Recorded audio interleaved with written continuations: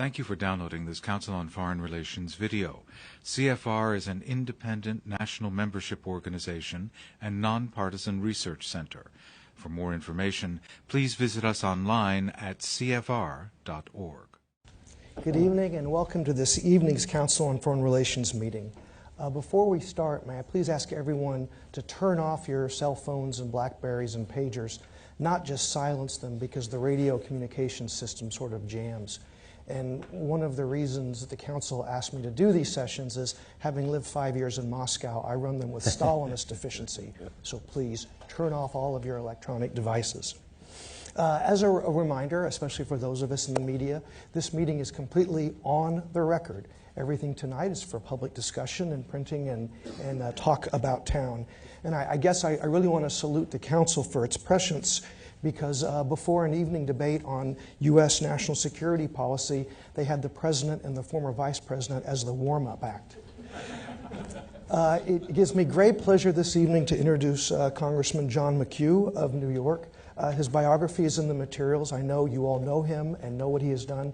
He's here this evening mostly as the ranking Republican on the House Armed Services Committee. One of my great joys is to be able to cover the committee and its work. And with that, Congressman McHugh. Thank you, Tom. Appreciate it. Thank you all very much. I've never warmed up for anybody, and I'm not tonight either. It'll become obvious. And let me underscore that in the opening. I'm an older man. I've lived quite a while. And there are two things in life I'm absolutely certain no one of moderate intelligence has ever paid for. The first is sweet and low. And if you think about it, you get your coffee, you get your dessert, you put 1 pack in the coffee, and you put 10 packs in your pocket, and you head out the restaurant door. Probably half of you tonight have sweet and low in your pocket. Nobody pays for sweet and low. The other thing no one's ever paid for is my opinion. That's why I'm so honored to be here tonight. Not that you paid, but you agreed to come and join us for what I hope is an interesting discussion. And I want to take the opportunity to open, of course, to thank the Council on Foreign Relations for their gracious invitation this evening. Particular thanks to Thom, Shanker, distinguished writer for I almost said Watertown Times. I'm from Watertown. The New York Times, and I know we're going to have an interesting time indeed. Last week, as I was walking through the halls of Rayburn House Office Building, a colleague walked up and handed me what I guess was the faxed invitation for this event. I guess he thought I didn't know it was happening. But I noticed it said "A View from the Hill," so that's where I want to start tonight. And I will tell you, it may or may not be true, the old political adage that where you stand depends on where you sit. But I can tell you it's absolutely true, at least in the House of Representatives at this moment. The view you have outside the House of Representatives is absolutely affected by where you sit. I've seen it over there. On their side, you look out the window, the birds are chirping, the sun is shining, children are frolicking. Our side, not so much. Good day is mostly cloudy, and, well, just to kind of put it bluntly, we've been hitched up in the dog team behind the lead dog. The scenery never changes, and it's not very pretty to begin with.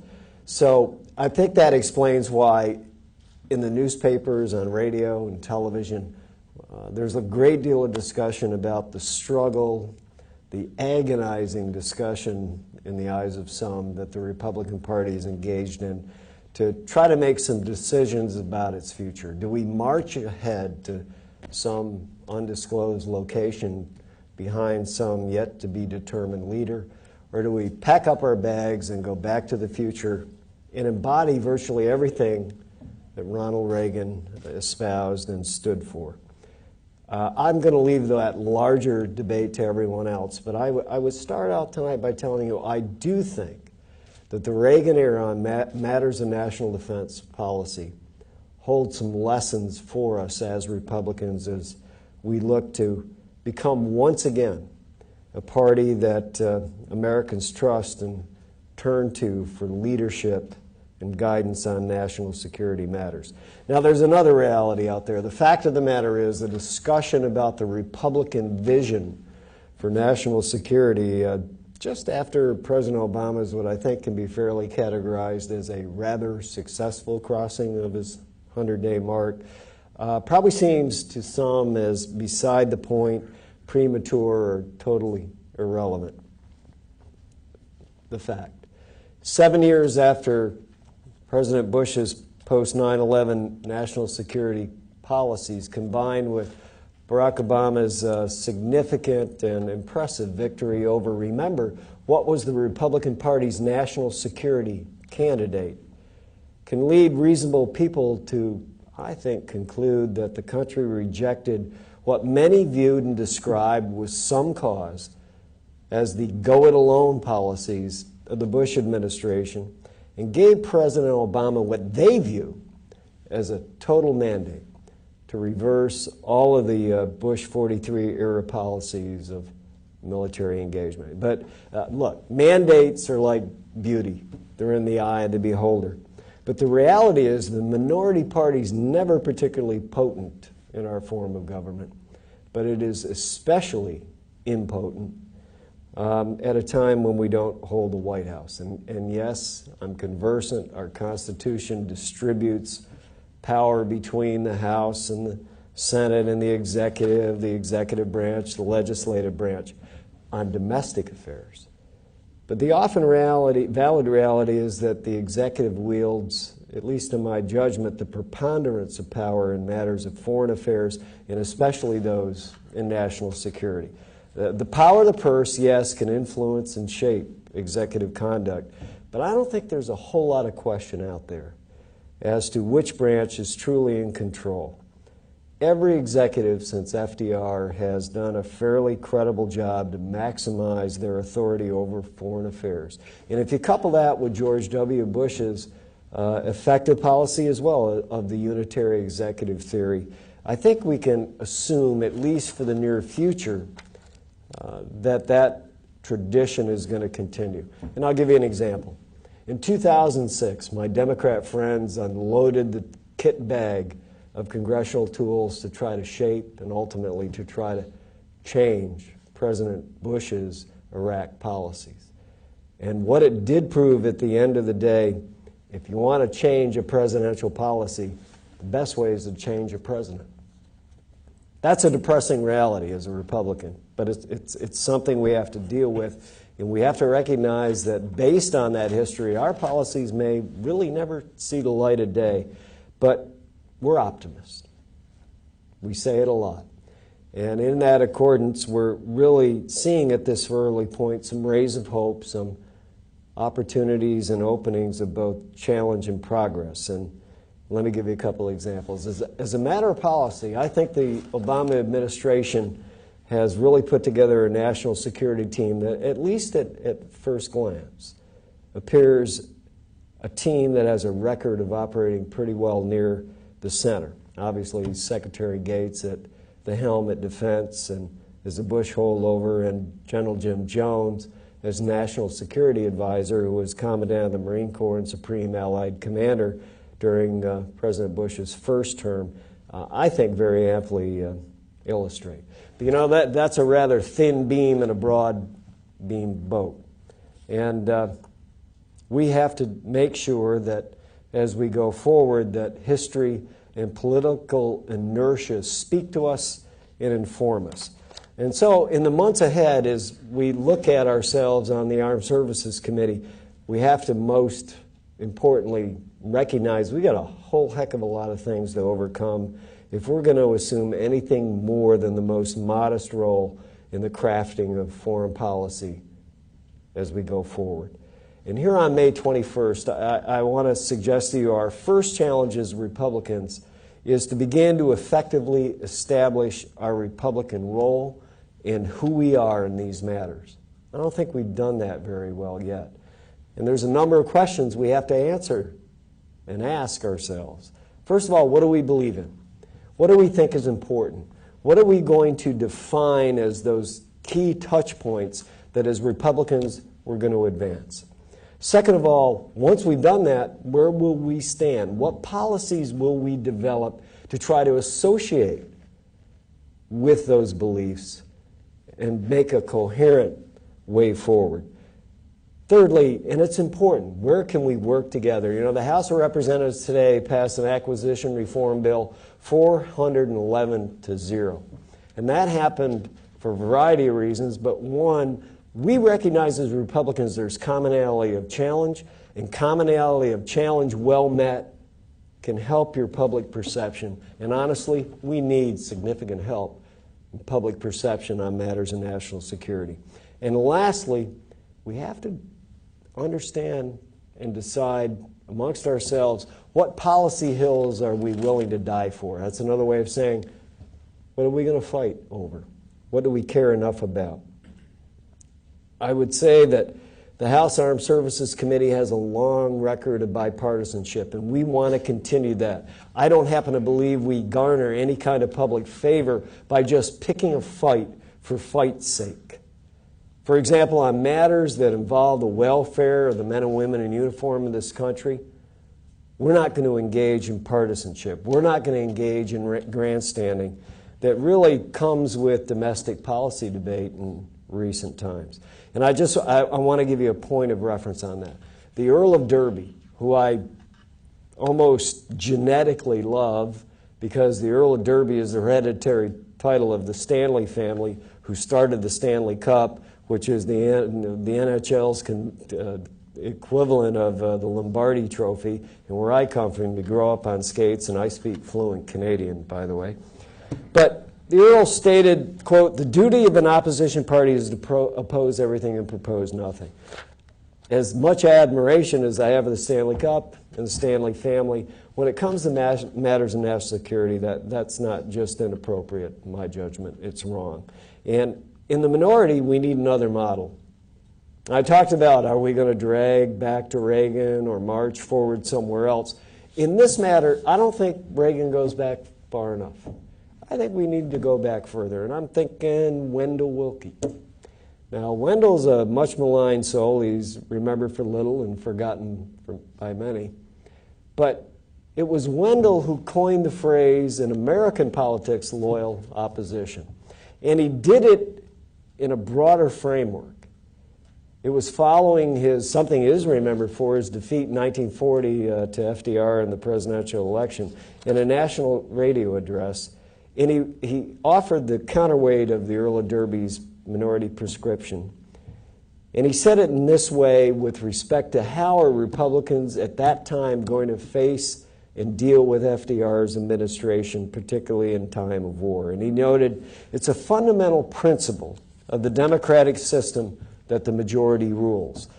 The function of the minority, however, is equally fundamental. A vital element, balanced operation of democracy is a strong, alert, and watchful opposition. You know what?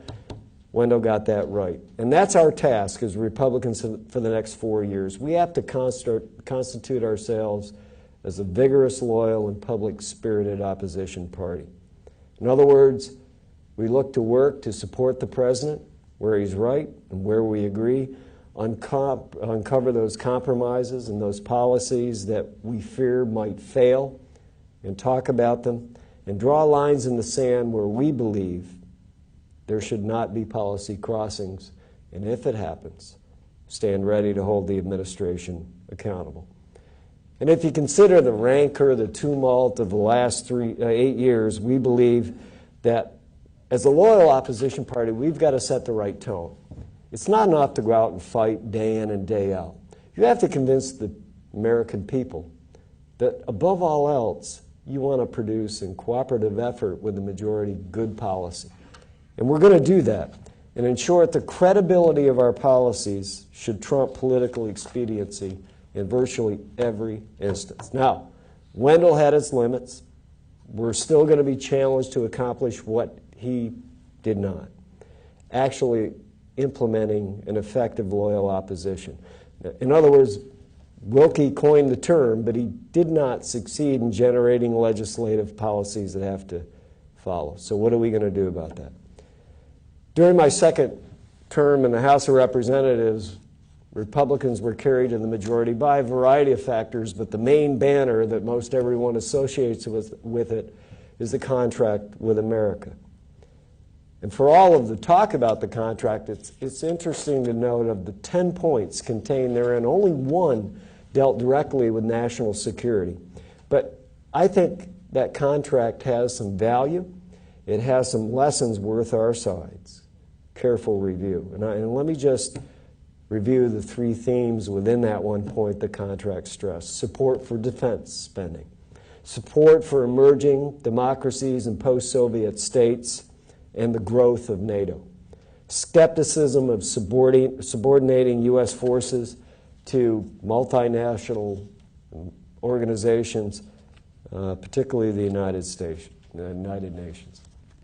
Those policies, those core principles, really formed the foundational beliefs of conservatives in the 1990s, but more than that, of virtually the vast majority of Americans in this country as well. In 15 years after the contract led the Republicans to the first congressional majority at that time since 1955, we need today to chart a similar course. And I'm not looking to recapture the happy memory of days gone by that came with Speaker Newt Gingrich and all that accompanied it, because it wasn't always that happy. But it can serve. It can serve as a guide for how to address the challenges before us. And here is where I think we need to direct ourselves on the Armed Services Committee and as a Republican Party. I think there's three areas where we have an essential role to play. And I believe as well, and I hope I'm not delusional, that if we do it effectively, if we do our job as well as we can, there are three areas, as I said, that are highly likely that President Obama may well come to us and depend upon Republicans in Congress to carry out his defense policies into the future. Now, I call them the three pillars of national security. We tested it, we polled it, and spent a lot of time on it. But they really do have to give us whatever we call them, the foundational beliefs of Republican national security policies, and help us chart that way forward. And I just want to recount them for you. The first pillar, promote policies that ensure, and I'm going to be politically incorrect here, I understand that, ensure the global war on terror remains, in fact, global in a war in which we are fully engaged. Secondly, ensure that as we engage with our adversaries, both former and current, those actions don't breed collective insecurity amongst our friends and allies. And the last, take steps to build capacity for both near-term conflicts and long-term challenges by promoting a robust commitment to defense spending. And let me just expand on those for a moment. A lot of ink has been spelled on the T of the global war on terror. And it focuses on the debate, can we defeat terrorism truly or can we not? But I don't think that's a valid debate right now. The reality, at least in my mind, is that the interagency, particularly the military, has made enormous progress in understanding how to defeat terrorist cells by focusing on their structure, nodes of support, and key enablers. In practice, the debate really has been pretty well settled. Where I fear there is greater challenge and greater risk is in the degrading of the G and the W of the global war on terror. It seems, and it's troubling, there may already be signs that certain elements within the administration may not agree with the view that the ongoing threat should, in fact, I would argue, must be confronted globally, and equally important within the paradigm of armed conflict, where the military, for all the importance of tools of soft power, where the military is on the front lines. From our view, fighting terrorists and prosecuting them under the laws of war remains a core principle of post-9/11 Republican policy. It seems to me that there are a growing number of my Democrat friends in Congress who look back to the early 90s, who see the view today and now advocate that a law enforcement paradigm is more appropriate for preventing terrorism and prosecuting those who engage in those acts. Now, it's important to note, particularly given the President's comments today at the National Archives, we really don't have the full picture on how the administration might adopt this view or not. But two key decision points may help us reveal some of their thinking. The first is with detainees, and as I mentioned, in a reversal from what many viewed as his campaign position, and the President addressed this today, and he rejected that, but nevertheless, President Obama is now supporting military commissions and the framework to prosecute detainees in Guantanamo, and albeit in a somewhat modified form. The question for us as congressional Republicans is, what will congressional Democrats do to support or not support this policy shift and embrace the law of war paradigm with respect to prosecuting terrorists? Let me give you a second example. The military's role in preventing al-Qaeda franchises from emerging in ungoverned spaces. Innovative tools like DoD's Building Partnership Capacity programs, which are key for enabling combatant commanders and helping them engage the threat, risk being swept into traditional State Department security assistance programs. My view is that may be something that is high-minded, but it is largely wrong-headed. My friends in the Democrat Party in Congress have already shown perhaps an unwitting, but nevertheless a pretty well undeniable tendency to marginalize the military. The case in Pakistan clearly comes to mind. That position is rooted in the view that Congress needs to roll back the Bush administration's so-called militarization of foreign assistance. And broadly speaking, Pakistan serves as an example that there is uncertainty whether, again, not the administration, but the Democrats in Congress will support the prosecution of the war globally and militarily. Now, fortunately, seems at least to be broader agreement about the military's role in the established front in the fight against al-Qaeda in Afghanistan. In my judgment, President Obama rightfully reassessed the strategy, increased troop levels, and put our military's foremost experts on counterinsurgency in the lead of the mission. The question is, how long can the President stay committed to this troop and time-intensive mission, particularly in the face of growing opposition from congressional Democrats? We don't know. I would say to you, Republicans should provide the political support to see this strategy through and vigorously resist employment of what we would view as a minimalist policy in Afghanistan. Iraq, of course, is the other war in the front against terrorism. The President's objective to withdraw U.S. troops on a somewhat accelerated timeline from Iraq, as I have said repeatedly, is one we should pray for, plan for, and work toward. But I remain concerned that the security situation in Iraq remains fragile, and we've seen some suicide bombings this week that would underscore the need to be vigilant on this matter. But we have to work to mitigate any risk to our troops, and equally important, their mission and what they have achieved. The President should stay committed to that mission, and he should stay committed to revisiting the plan, as he assured me he would during a meeting before this plan was announced in the White House, if the situation on the ground continues to deteriorate. Second pillar deals with how we're going to engage our adversaries, whether it's a former adversary like Russia or a present-day adversary like Iran. Engagement cannot translate into weakness or result in strategies that employ multinationalism that subordinates our national interest and compromises our commitment to our friends and to our allies. I want to tell you, engagement with Russia, I believe, is fully appropriate. The so-called reset policy can't signal a willingness to reset our commitments to transatlantic security, however. This country should not have to make the false choice between bilateral engagement with Russia and continued support for NATO allies and partners.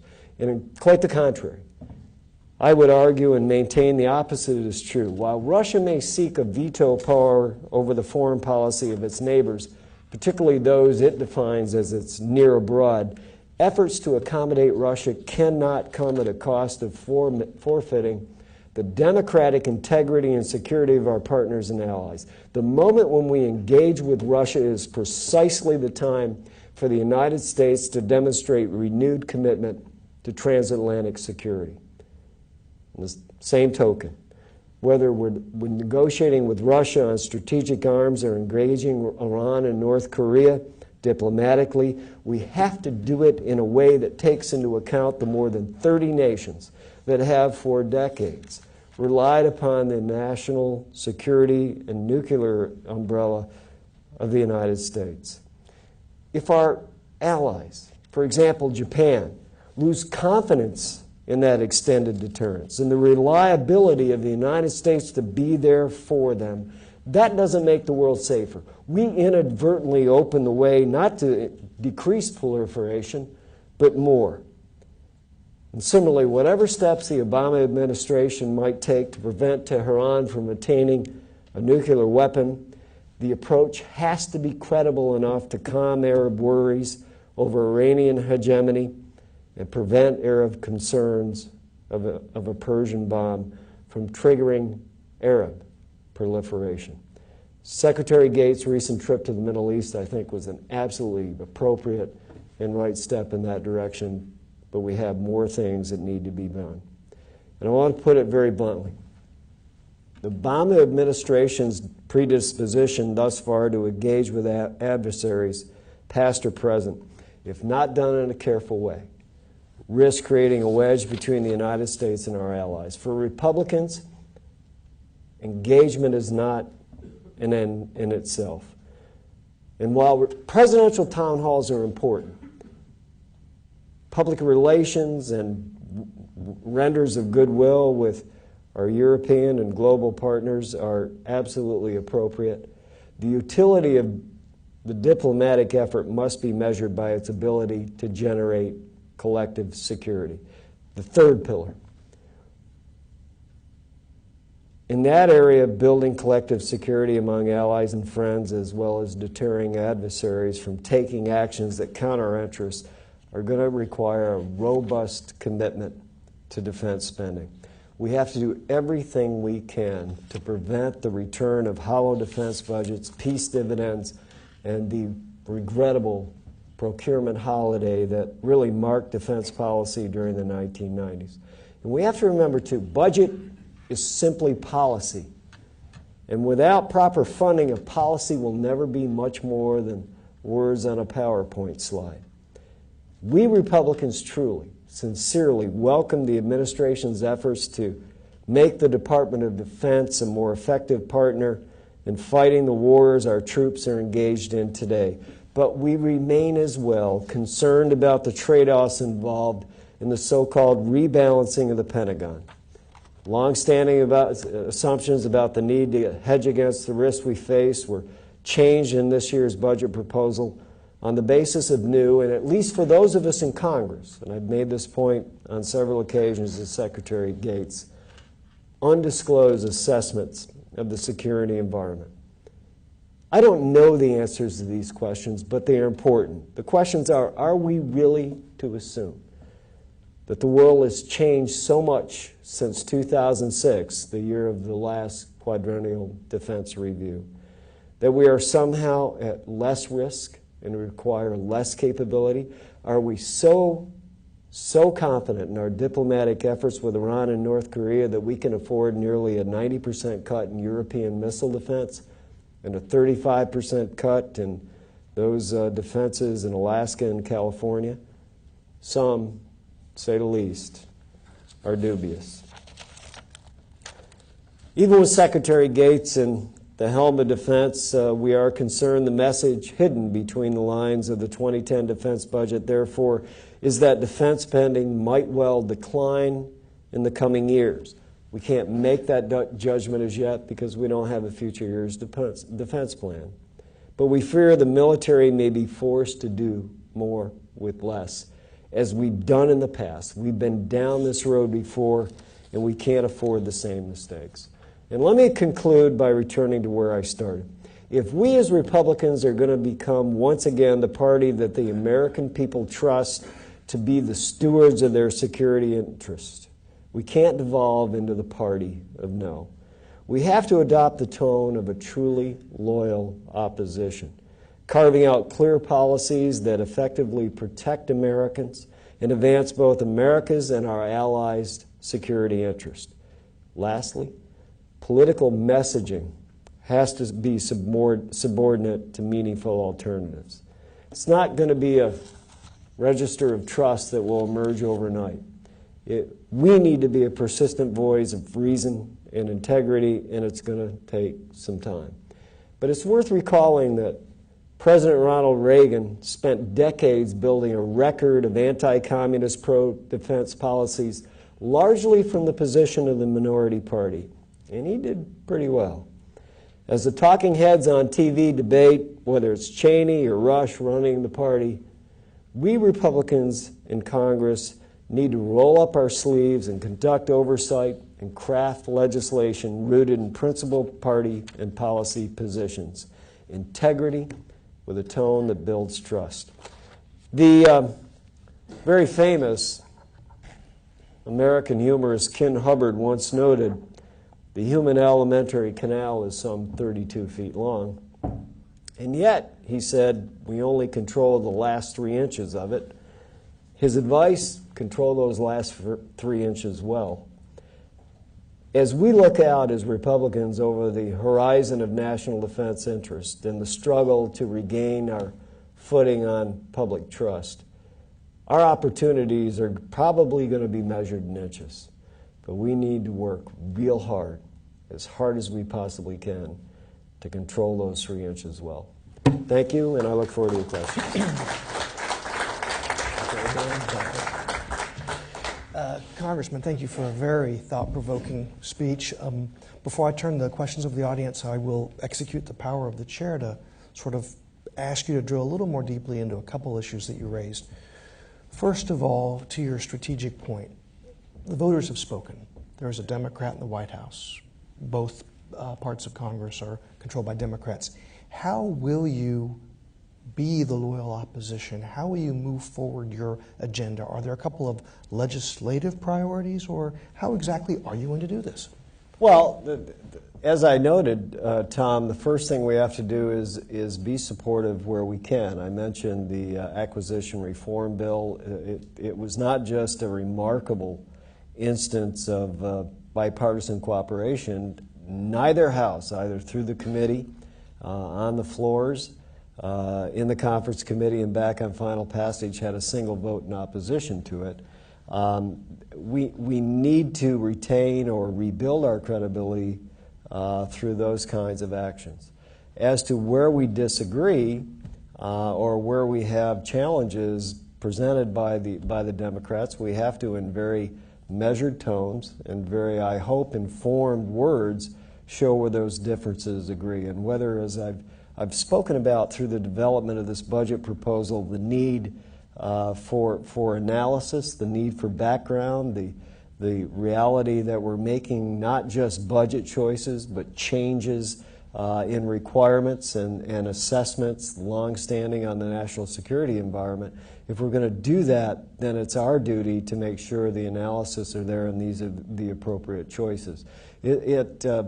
As I said, there are questions we have to first answer as a party and as a House Armed Services Committee, including where we'll stand, what policies we believe in. I think we've made some strides in that area, but we've got a long ways to go. And I don't think it behooves us, and maybe I'm wrong here, I don't think it behooves us just for the sake of political currency to come out at 100 and whatever many days it is and oppose this administration and fight against our Democrat colleagues on the other side of the aisle just because it gives us a political opportunity to make hay. Mm-hmm. On the question of the budget, the Gates Pentagon is describing its proposal as historic in the attempt to rebalance from future conflict to the present, from high-end conflict to counterinsurgency. During 5 hours of hearings before your committee a week ago, the best moment was when you went toe-to-toe with the Secretary and you challenged him by saying, you don't have a QDR, you don't have a strategy. How can we vote on a budget without a strategy?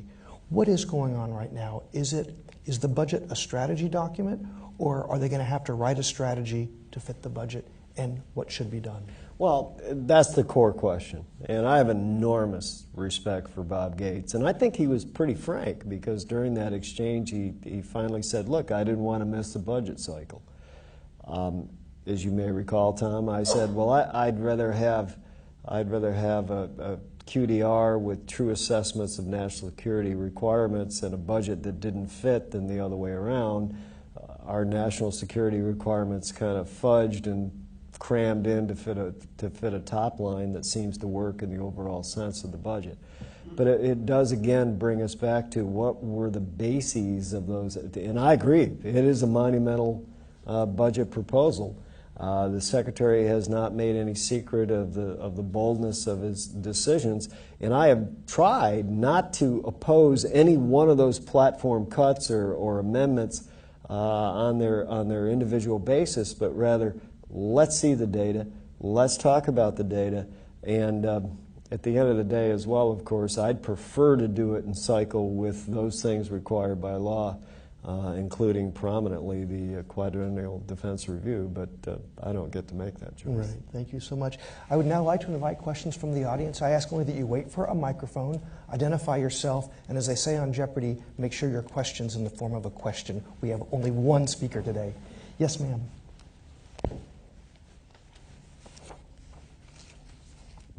Thank you. Gail von Eckertsburg. Earlier this week, the Center for Naval Analysis put out a new report that specifically linked national security, climate change, and energy dependence as three core challenges that are interrelated and that are faced by the Pentagon. And they recommended that the Department of Defense take a leadership role in changing the way that DoD uses energy, not to undermine DoD capabilities, but in fact to enhance them, because in fact energy dependence and climate change pose national security challenges. It seems to me, or I wanted to ask, whether that might be an area where you could actually find common cause with the Democrat administration. Well, right now the House is agonizing over the issue of carbon caps and climate change legislation, and I can't tell you how Chairman Henry Waxman and others are going to color whatever we are able on the Armed Services Committee to take and to imbue into our way forward. This wasn't your direct point, but I was on the Intelligence Committee when the Democrats came forward and offered some proposals on doing security and threat analysis on climate change. I don't think they were very artful in how they defined that. They talked about migration of turtles and such, but if you think about it very, very carefully, whether it is an emergence of drought situations in Central Africa or some other very significant change in climate that is going to cause a resulting change in people's migration and refugee situations and all of that ilk, the security inclinations are not insignificant. And I think we have to be very mindful of them. And in fact, most of the services and the Defense Intelligence Agency and others are beginning to look at that. I would not be surprised if there were opportunities to work together, but it is so young and not yet a mature approach that we really don't have a product to kind of saddle up and see what we can do. I would tell you, particularly based on the procurement bill that passed today, I have a wonderful working relationship with Ike Skelton. He's a true gentleman, but more than that, he's a caring individual. And he and I are working very hard together to try to identify areas of common cause.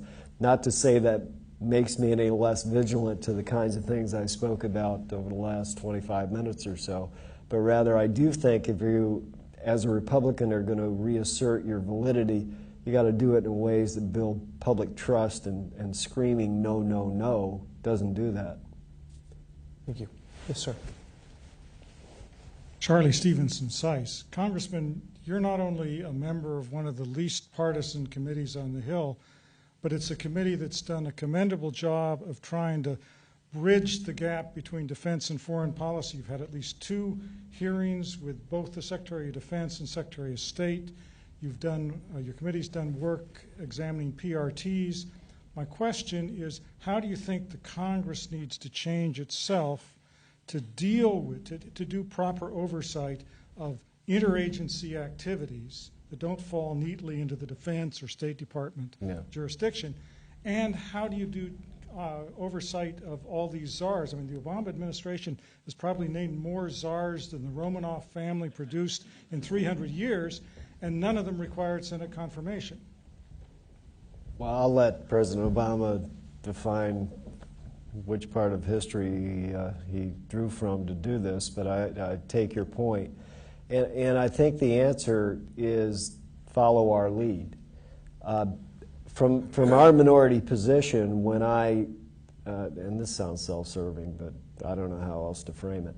When I entered the campaign, and it was a campaign right after November's election to become the ranking member, I spoke to my leadership and to the steering committee about the need to, in fact, begin to work across jurisdictions.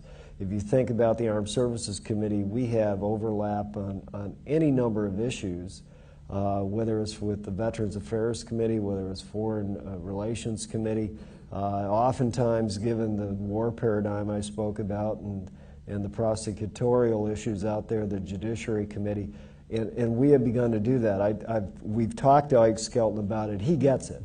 I mean, no one, I think, who has an opportunity to contemplate the challenges, whether it be in Afghanistan or some emerging theater, believes this can totally be a military initiative. The tools of soft power that I mentioned, and you very accurately referred to, be they PRTs or be they humanitarian assistance, have to be a part of the broader sense. I do want to see where we are truly in conflict, the military as unfettered as possible, the commanders associated directly with the tools that we need to provide for them. But having been now to Iraq 10 times, Afghanistan 4 times, the civilian civil part of that equation is equally important. And I think Ike and I and the members of the committee on both sides understand that, and we're trying to bring it in, and it's not always easy because the agencies aren't accustomed to it. But to bring them in and talk, and it's one of the phrases in the moment, holistic way. I hope that answers your question. Yes, along the aisle here.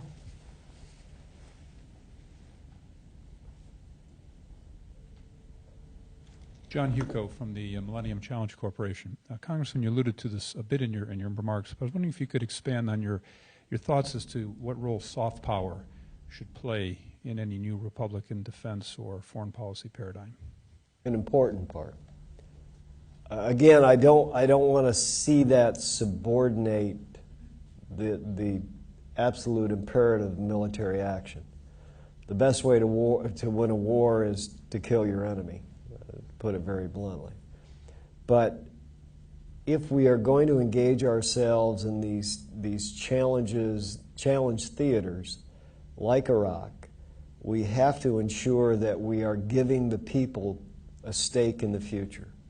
I spoke I think it was last week, it may have been the week before, when President Karzai and Zardari were in town, and I had an opportunity to sit down with President Karzai and talk about that reality, and it really did affirm what I saw and what I heard from our commanders in my most recent visit, particularly in the south in Helmand province and Kandahar.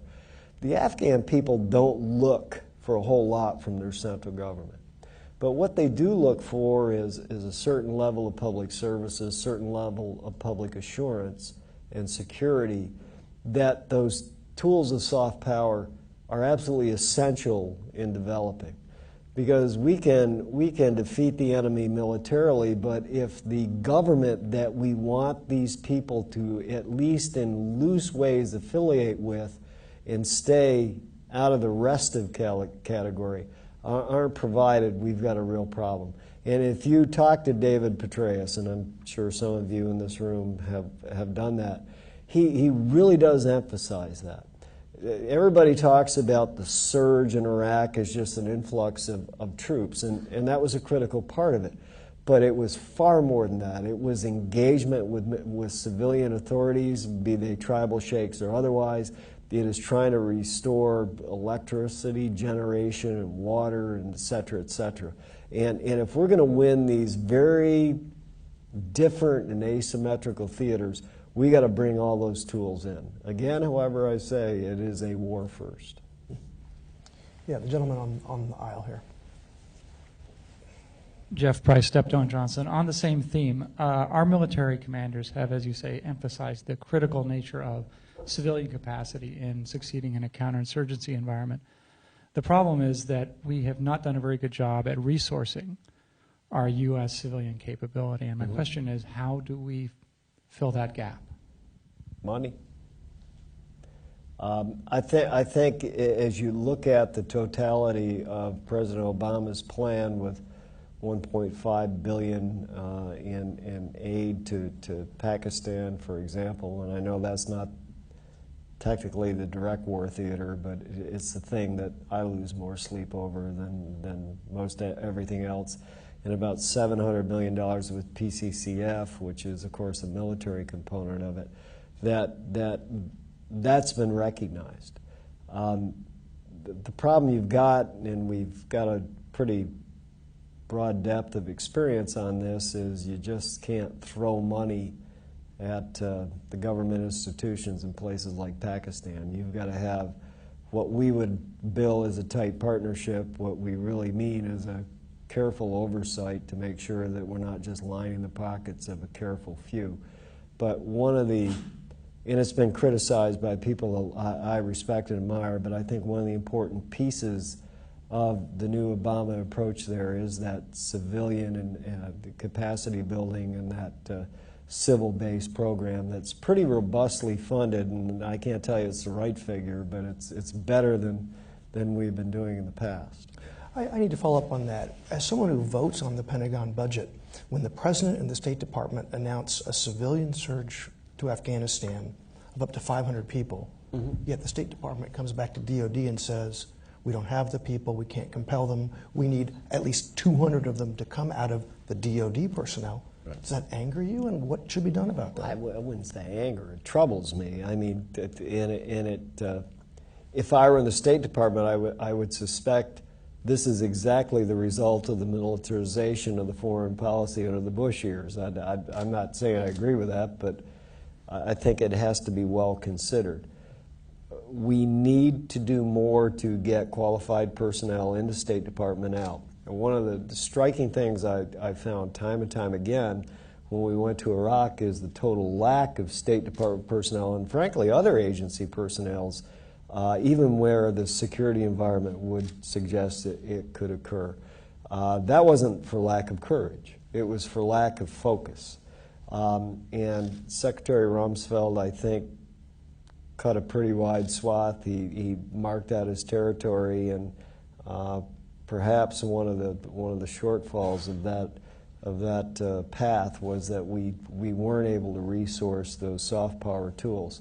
I think Secretary Clinton understands that. In fact, I know she does. I've talked to her, and I'm quite sure the President does as well. But you don't reverse that overnight. But we definitely need to provide those agencies that will go, look, you're now a meaningful tool of soft power. We want you to inject your programs in an area that actually have people to send. And to the capacity that's probably required in places like Pakistan, particularly Afghanistan, we're not there yet. But I think we're on the right path. I hope I'm right in that. Thank you. You've been very patient, sir, yes. Here in the front row. Vin Weber, thank you for coming tonight. I'm going to ask a long, complicated question very simplistically. Good. Necessarily. In terms of the pursuit of American military objectives in the world, is NATO an asset to the United States?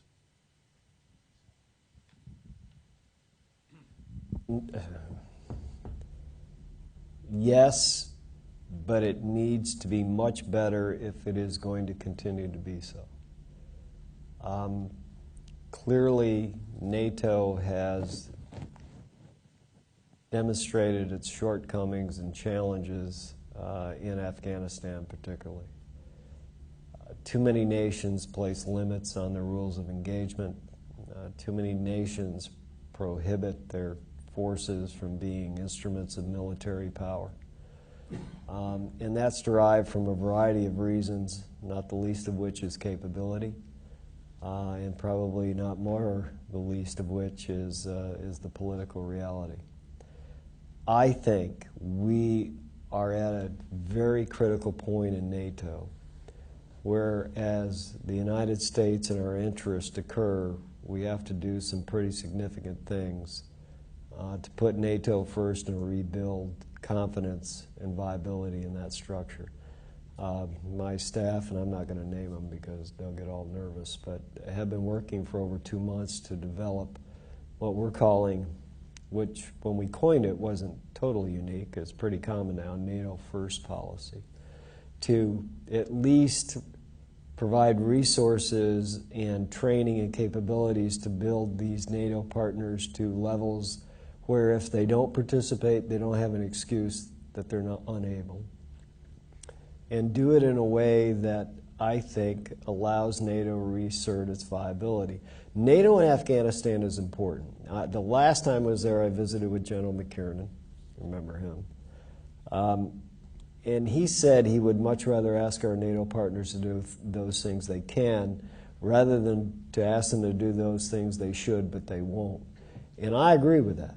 Any contribution we get from a NATO partner country, which may not be to the extent we'd like, but anything they're able to achieve in that theater or any other theater is something the United States doesn't have to do.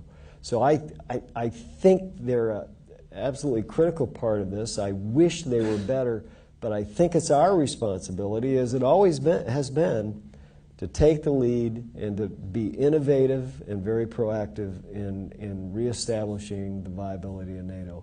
And we've got a challenge to do that. We need those collective systems of security, and NATO clearly provides the opportunity, but there's challenges there. I don't know if that answers your question, but. Yes, sir. You've spoken a lot about the need to increase civilian resources and capabilities, and as someone during the first part of the Bush administration who was doing Afghan and Iraq police training. Identify yourself, please. Stephen Schrager with CSIS.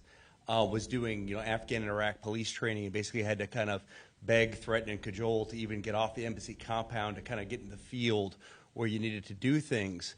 And then heard recent reports from Petraeus from Lessons Learned where they were still tasking military officials to go out and fill the civilian roles in these areas. Do you think any amount of money funneled into the State Department would enable them to do this role, or is it a cultural issue? Do you need a different kind of capacity either in DOD or in other agencies to be able to operate in kind of these unsecure areas? Well, look, I'd like to see Department of State do it because under the rubric of government structure, they should be doing it. I tend to agree with you that that has not been always the case, and I think it's a combination of resourcing, as Thom and I were talking. But there is a cultural issue there. They've not been called upon to do this. They're traditionally a diplomatic front with whichever government and whichever region we are in, and I think they have grown very good at it and very comfortable. The last thing I want to see is this tendency that I mentioned, and perhaps I was a little obtuse about it, but the tendency I mentioned in my speech about some in Congress wanting to direct what are traditionally combatant commander tools and the counterinsurgency fund for Pakistan through the State Department. I view that as not just an unnecessary but a very problematic hurdle, and by the way, as the language is currently constructed, there isn't even a mandate they pass it through, they just say may. So I want the State Department to build its capacity, and I think Secretary Clinton understands that and sees it as an opportunity. I mean, virtually every federal agency wants to expand its reach and make it more important unto others. but you know, we're 100+ days in. I can't tell you how that's going to go. But I agree with your observation, and part of the failure of the implementation of soft tools of power were at least equal to, you know, the fact that the commanders-in-chief and the COCOMs didn't have those tools that they could call in from the non-military agencies. So we've learned a lot of lessons. The question is, have we gotten smart by those lessons, and will we change? I don't have a crystal ball on that quite yet. Check back with me in a week or two.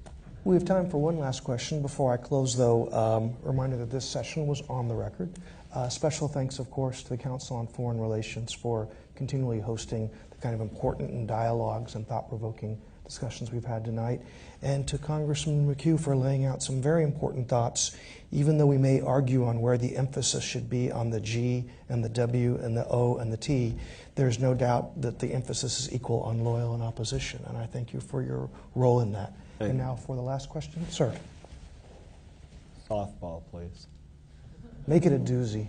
Bill Courtney, retired diplomat from the State Department. In rebuilding Republican strategic vision in the defense and national security area, are the Republicans going to need to do and want to do a strategic reassessment of the last 8 years? For example, looking at whether Iraq was the right thing to do, the wrong thing to do, whether the amount of attention given to North Korea, Iran, and Pakistani nuclear things was right or wrong, whether the policy toward Russia, which is becoming more resurgent now and posing more threats to its neighbors, whether that policy was right or wrong. Is there going to be a new vision? Well, I don't know as simply the act of reassessing results in a new vision. I mean, reassessment can find you did the right things as well.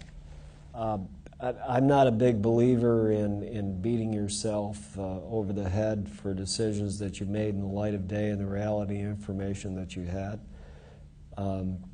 whether it's Iraq or North Korea or anywhere else. But I am a believer in learning lessons.